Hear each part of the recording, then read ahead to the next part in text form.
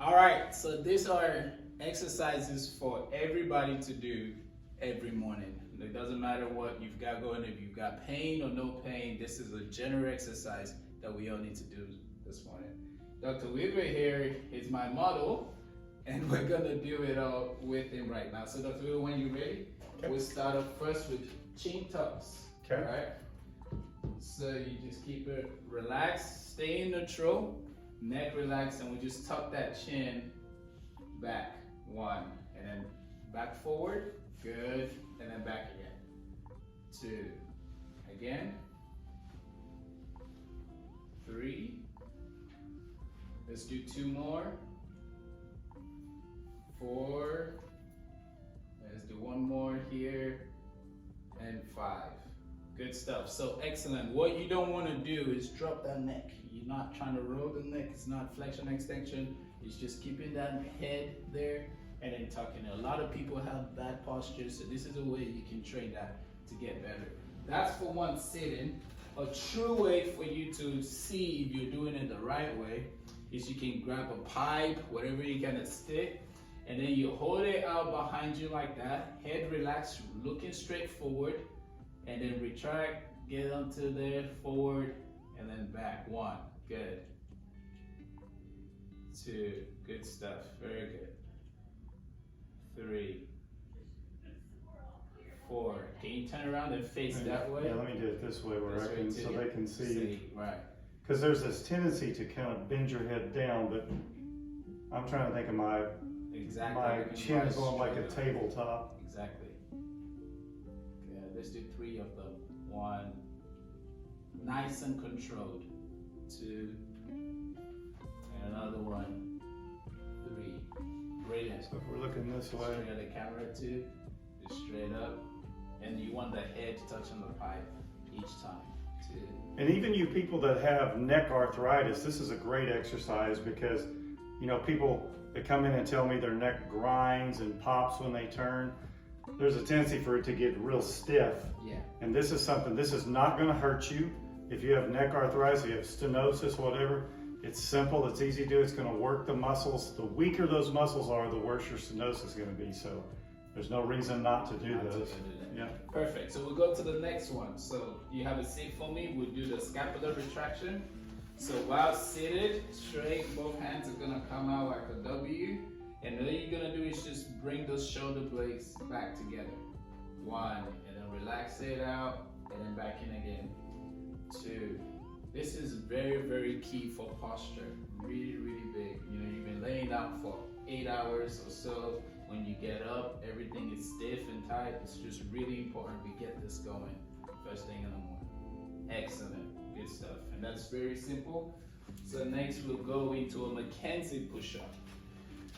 So McKenzie push-up is one of our favorites because we see so many people with back pain. How many people do you see with back pain? Anybody that's got disc degeneration, herniated disc, pain that goes into your legs, this exercise has been shown scientifically to actually reduce the swelling in the disc. So if you've got low back, sciatic pain, if you can just do one exercise every day, this is the one. Yeah. So it's important that we do it the right way too. So a lot of times the hips would want to get off the floor. You want to do your best to keep those hips down on the floor. Hands by your side, just right there by the pectorals, and then it's gonna push straight up. Excellent, just like that. You're trying to see if you can get into full extension of that elbow, back, down. I try to think of it as like there's a strap wrapping my hips to the floor or to the table and holding them down. Right. It's just right in line there. Extend it, good. And then slowly you exhale as you go down. Well, you exhale as you come up. So for each contraction, you're exhaling, you inhale as you relax.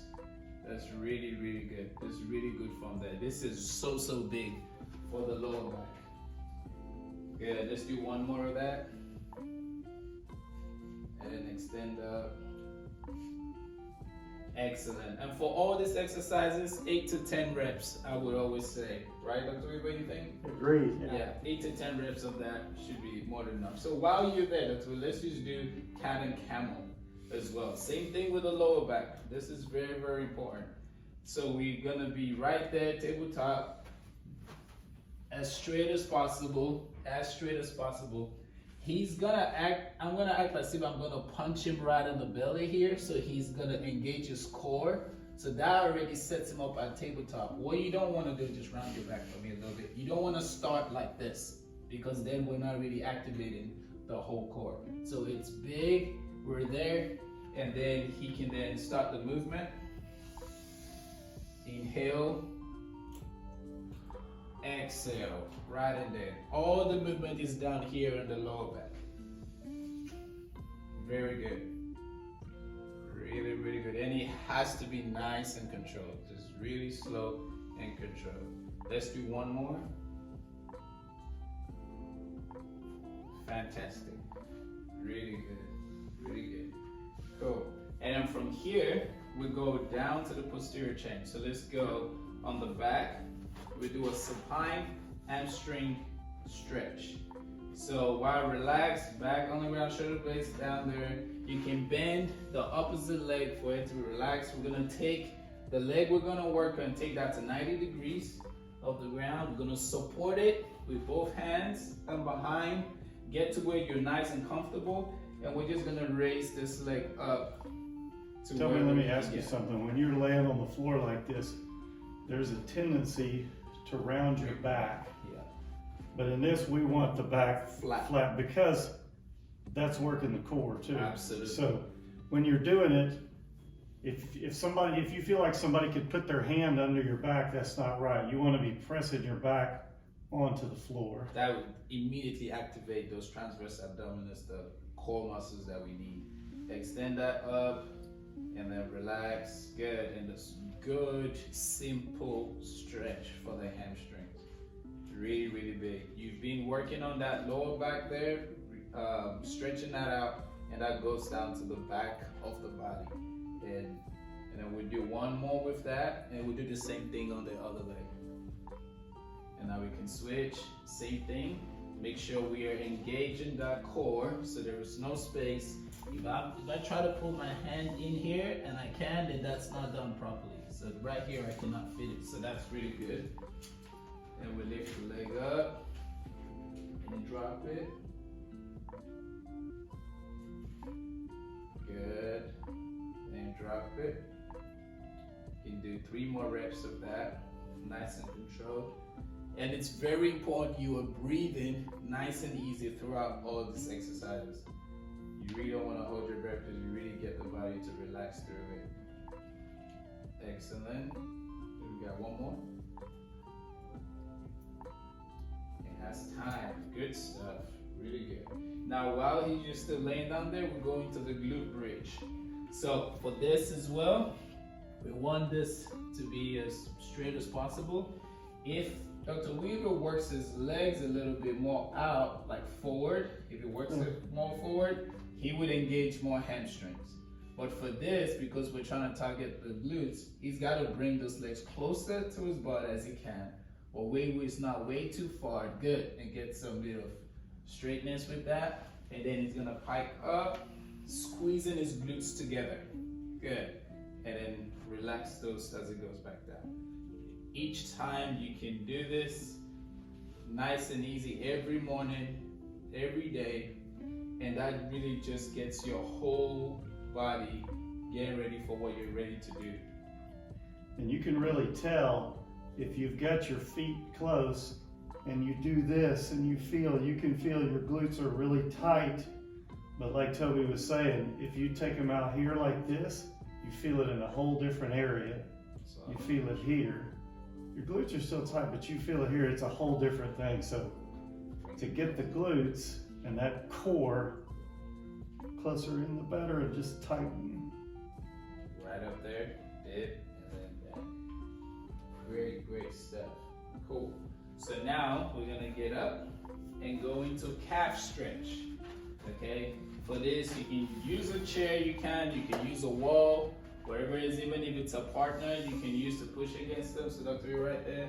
While it's with the chair, one leg is gonna go straight back, and the other one come forward, and you just fill in that stretch all the way down here, specifically more in this area. And you just hold that. That can be held for 30 seconds to a minute. To intensify the stretch a little bit, to get more of the soleus muscle, he's gonna bend his knees a little bit forward. Good, yeah, and that would just take the stretch a little bit more back in there. And then we'll switch. And the thing, one of the mistakes I see people make is you don't want this to be a bouncing stretch, right? You want it to be slow, static. Not a ballistic stretch. You want it slow, just relax through it. It takes your muscles about 30 seconds before it really starts relaxing. Because the minute you start stretching, it's gonna stiffen up first, just protecting itself, and then it takes it a little while. So you really just gotta let the muscle relax and get down to it. Also, I would say minimum 30 seconds. Yeah. And the breathing is key as well. I find that if you can control your breathing to it, that muscle will relax. If you hold your breath, you're fighting against it. So sweet. Let's then move on. So since we've gotten the back, we've gotten the hamstring, we've gotten the calves, now we're gonna go to the quads. All right, this right here is the reverse Nordic. You're gonna be again in a whole straight line as you can. Be, hands come across your chest, good. He's gonna go backwards, but as if everything is coming down his quads. And he's gonna just do it like 4, 3, 2, 1, 4, 3, 2, 1. And another one, that's really good. 4, 3, 2, 1, 4, 3, 2, 1. Again, just keep breathing through. Really, really important. And I promise you, you're going to have a tendency to do this. Yeah. And that basically, you're bending at the waist. But what I was just doing when I did that, and Toby was talking to me, I was trying to do as strong a core as I can, so that I'm like. Exactly, just like that. If you could look in a mirror, you're straight there. You know, if you had a mirror, you could look at it and you're straight, or somebody watching you, because you will tend to bend. Exactly. And the minute you bend, you take all the tension that needs to happen on the quad. When you do it right, you feel it right there for sure. Exactly. And then come back, because it's a quad exercise. Breathing. How you feeling, Dr. I'm good. I'm ready to go for the day. All right, then this time you're gonna need a partner for this one. So this is the reverse Nordic. It's everything that's been done for the quad, but this time we're gonna do it for the hamstring. So your partner is gonna bike up his feet, his toes. A partner is gonna hold him to the heel here to keep him down, and he's gonna roll that ball as far as he can. You're still straight here, right? Making sure that's always straight, because this is gonna target a little bit of core with that as well. Keep it straight, keep going as far as you can. Good stuff, and then bring the ball back with you as well. Really, really good, strong, big exercise. There's a lot going on in there. His body's been straight to keep his core going. His hands on the ball is forcing his core to keep balance. His hamstrings are having to work in that. And then as he rolls it back in, it lengthens that muscle as well with that. That's good. Let's do one more with that. Good. Keep that core tight. Very good. Oh, that's really good. That's very impressive. Really good. Very, very good. So you're keeping this up, then we'll finish with one last stretch. And this is the world's greatest stretch. So Dr. Weaver will show us this example. First one, take that step forward into a runner's lunge. Good. Hands come up and both go on the inside of the feet. Right there. Good. And then sink that hips down. You can adjust with the leg going back a little bit more. You're gonna need this leg to be as straight as it can. Locking the ankle on. Hips going down there real good. And then it's gonna open up. Rotate all the way up. Good. And that hand goes on the outside of that feet with the knee being in between both hands. Good. And then you're gonna lengthen that as far as you can reach with your hamstrings flexibility. That's pretty good. And then you come straight up and we'll take that into a hip flexor stretch. With the opposite hand, good. Extended. That is fantastic. That's really good. and then we come off of that, and that's one side. There's really a lot going on with the stretch. It's not called the world's greatest stretch for no reason.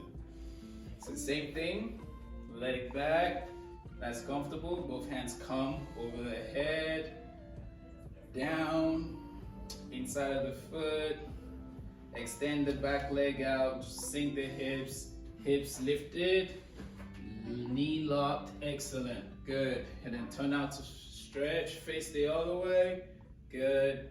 Hands go down on the outside, knee in between, we extend that, get the hamstring going, good. And then extend straight up.